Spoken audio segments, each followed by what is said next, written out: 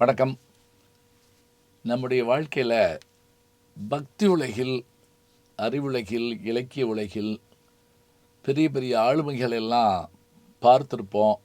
அவங்கள ரொம்ப தூரத்தில் நின்று தரிசிச்சிருப்போம், அப்படி கூட சொல்லலாம். இந்த வகையில் அவர்கள் இருக்கிற போது அந்த விஷயங்களை எல்லாம் நாம் தெரிஞ்சுக்கிறது ஒரு வகை. அவங்க மறைஞ்சிட்டாங்கன்னு கேள்விப்பட்ட உடனே நமக்கு ஒரு அதிர்ச்சி ஏற்படும். இப்போ சமீபத்தில் மறைந்த வைணவத்தினுடைய பக்தி முறையில் பஜனை என்கின்ற அந்த ஒரு முறையை கையிலெடுத்து எப்படி ஹரிதாஸ்கிரி சுவாமிகள் பஜனையின் மூலமாக கிருஷ்ணனுடைய புகழை உலகமெங்கும் பரப்பினாரோ அதே போல பெரும் சாதனையை செய்த ஒரு மகான் யாருன்னு கேட்டிங்கன்னா அவர் பேர் கிருஷ்ண பிரேமி. இத்தகைய பெருமகனார் 31/8/2023 மறைந்து விட்டார் அப்படின்னு கேள்விப்பட்ட உடனே நமக்கு ஒரு அதிர்ச்சி ஏற்பட்டது.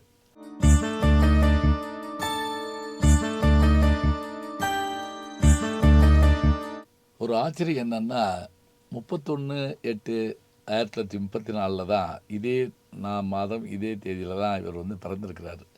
வருடம்தான் மாறி இருக்கே தவிர இவர் பிறந்திருக்கிறார். இவருடைய வம்சாவளியை பற்றி என்னுடைய நண்பர் திரு வாசுதேவ பட்டர், அது அவர் சென்னையில் இருக்கிறார், அவர்கிட்ட நான் விசாரித்து கேட்டேன். அப்போ அவரை பற்றி சொன்னார். அதாவது வைணவ உரைகாரர்களில் போற்றப்படுகின்ற பெருமகனார் யாருன்னு கேட்டால் பெரியவாச்சன் பிள்ளை அவர்கள். அந்த வம்சாவளியிலே வந்தவர் தான் நம்முடைய கிருஷ்ண பிரேமி அவர்கள். அவர் பிறந்த ஊர் திருச்செங்கனூர் என்கின்ற அந்த தஞ்சை மாவட்டத்தில் இருக்கக்கூடிய ஒரு சின்ன கிராமத்தில் தான் அவர் பிறக்கிறாரு. வாழ்ந்ததெல்லாம் அவருடைய ஆசிரமம் இருந்த இடமெல்லாம் எங்கேன்னு பார்த்திங்கன்னா பரனூர், செங்கல்பட்டு மாவட்டத்தில் பரனூரில் தான் அவர் மடத்தை ஸ்தாபிச்சிருக்கிறார். இவருடைய தந்தையார் பெயர் வெங்கட்ராமையர், தாயார் பெயர் பார்வதி அம்மாள். இவருடைய தாய் தந்தையர் இவருக்கு வைத்த பெயர் ராமகிருஷ்ணன். கிருஷ்ண பிரேமி என்கின்ற இந்த பெயரை சூட்டியவர் யார் என்று கேட்டால், ஹரே ராமா ஹரே கிருஷ்ணா இயக்கத்தை தமிழகத்திலும் இந்தியாவிலும் பரவச் செய்த பெருமக்கள் பலர் உண்டு. அவர்களில் ஒருத்தர் அரணா மீரா என்கின்ற அவர் தான் இவருடைய பேரை, ராமகிருஷ்ணன்கிற பேரை கிருஷ்ண பிரேமி அப்படின்னு இவருக்கு பேர் சூட்டுறார். இந்த வரலாறுகளெல்லாம் நம்ம இதில் பார்க்குறப்ப ஆச்சரியமாக இருக்குது. அதோடு மட்டும் இல்லை, இவர் மிகச்சிறந்த சொற்பொழிவாளர்,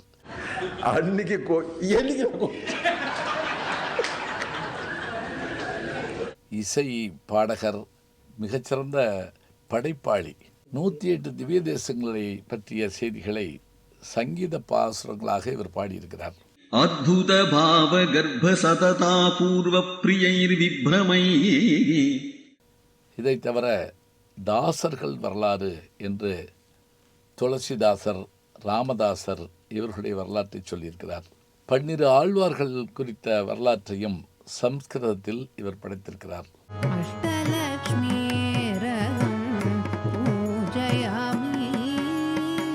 இவை எல்லாமே இருக்கட்டும், இதெல்லாம் நம்ம பார்க்குறோம், இவருடைய பெருமையெல்லாம் சொல்கிறோம். நான் இந்த விஷயத்தை பேச வேண்டிய அவசியம் என்ன? ஒரு கேள்வி. என்ன காரணம்னு சொல்கிறேன். நான் கல்லூரியில் படிக்கிற போது, கல்லூரியில் வேலைக்கு வந்த பிறகு நல்ல சொற்பொழிவுகள் எங்கே இருந்தாலும் நான் மறக்காமல் கேட்க போயிட்டுருப்பேன். சோழவந்தாலில் இருந்தாலும் சரி, எந்த ஊரில் இருந்தாலும் கேட்க போயிடுவேன். தியாகராஜ காலேஜில் நான் படிச்சுட்டு இருந்தப்போ இங்கே நம்முடைய டிஎம் கோர்ட்டுங்கிற இடம், அதாவது பெருமாள் கோயில் பக்கத்தில், கூடல பெருமாள் பக்கத்துலேருந்து போத்தீஸ் போகிற வழியில் மதன கோபால சுவாமி கோயில் இருக்குது. அதில் அடிக்கடி சொற்பொழிவுகள் நடைபெறும். அதாவது இம்மையில் நண்பதிர்வார் கோயிலுக்கு முன்னாடி இருக்கக்கூடிய கோயில். அதில் ஒரு நாள் என்ன பார்த்தேன்னா, நான் திருப்பாவை பற்றி பேசுகிறாரு, கிருஷ்ண பிரேமி பேசுகிறாருன்னு போட்டிருந்தது. அந்த டைமை எப்படி போட்டிருந்ததுன்னா, மாலையில் 4 மணிலேருந்து 6 மணி வரைக்கும் 2 மணி நேரம், அப்புறம் 1 மணி நேரம் இடைவேளை, 7 மணிலேருந்து 9 மணி வரைக்கும். எனக்கு ஆச்சரியம், ஒரு மனிதர் 4 மணி நேரம் ஒரு நாளைக்கு பேசுகிறாரு, அது தொடர்ந்து பேசுகிறாரு, திருப்பாவை பற்றி பேசுகிறாரு. அப்படி என்ன பேசிடுவார் அப்படின்னு யோசிச்சேன் நான்.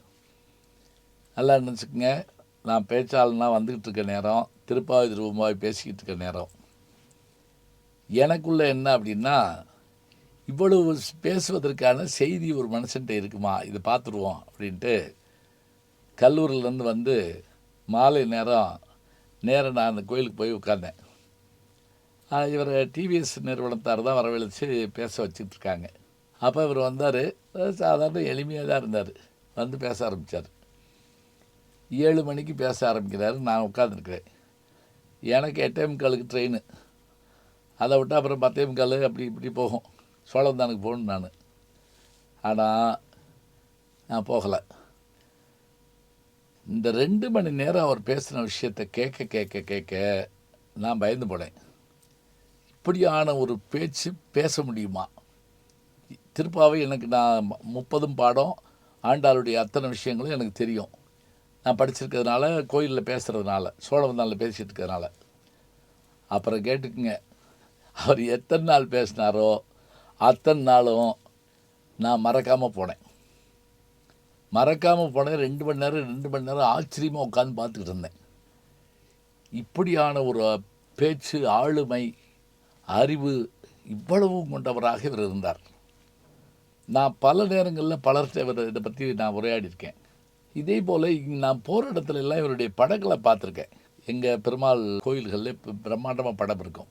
திருப்பதியில் பார்த்துருக்கேன். சமீபத்தில் கும்பகோணத்துலேருந்து மயிலாடுதுறை போகிற வழியில் அங்கே வந்து துவாரகாங்கிற இதில் வந்து ஹரே கிருஷ்ணா ஹரே ராமா கோயில் அது கட்டியிருக்கிறாங்க.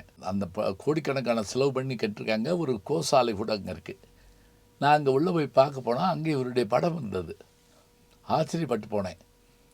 இவருடைய படம் இங்கே இருக்கே அப்படின்னு சொல்லிட்டு நான் உடனே ஒரு ஃபோட்டோ எடுத்துக்கிட்டேன் அந்த படத்தோடு சேர்த்து. இவர் தானே நம்மளை ஆச்சரியப்படுத்துகிறவர் அப்படின்னு நினச்சி பேசிக்கிட்டு யோசிச்சுக்கிட்டே இருப்பேன். தோப்பா அவர்கள் அப்போ பணிக்கு வந்துட்டார் தியாகராஜ காலேஜுக்கு. அவர்கிட்டையும் நான் சொன்னேன். அப்போ அவர் சொன்னார், வைணவ தமிழுக்கு அப்படி ஒரு ஆற்றல் உண்டு. அது ஒரு அதுக்குள்ளே போனோம்னா சுழல் மாதிரி. அதனால் நான் கரையோரத்துலேயே பிரயாணம் பண்ணுவேன் அப்படிம்பார். அடிக்கடி உள்ளே வரமாட்டார் அப்படிம்பார். ஈர்க்கும் ஆட்களை ஈர்க்கும் இழுக்கும் அப்படிங்கிறார். அதே போல் அத்தகைய ஒரு ஆற்றலை நான் அவருடைய பேச்சில் கேட்டேன். உண்மையான சத்சங்கம், உண்மையான குரு கிருபை இருந்தால் தான் இது உண்டாகும். பஜனை பண்ணுற போதும் சரி, பேச்சு பேசுகிற போதும் சரி, அவர்கிட்ட இருந்த அந்த ஒரு பக்தியும் ஆளுமையும் மிகச்சிறப்பாக இருந்தது. அத்தகைய பெருமகனார் திருவரங்கத்தில் திருமாலுடைய அந்த திருவடியை திருநாடு அலங்கரித்தார்னு சொல்லுவாங்க. அதுபோல் இறை திருவடியை அடைந்தார் என்பதை கேட்டவுடனே சற்று மனக்கலக்கம் ஏற்பட்டது. இத்தகைய பெருமை மிகுந்த பெரியவர்களை பார்ப்பதும் பேச்சை கேட்பதும் அவர்களை நினைப்பதும் கூட வாழ்க்கையில் நல்ல செயல்தான் நான் நினைக்கிறேன்.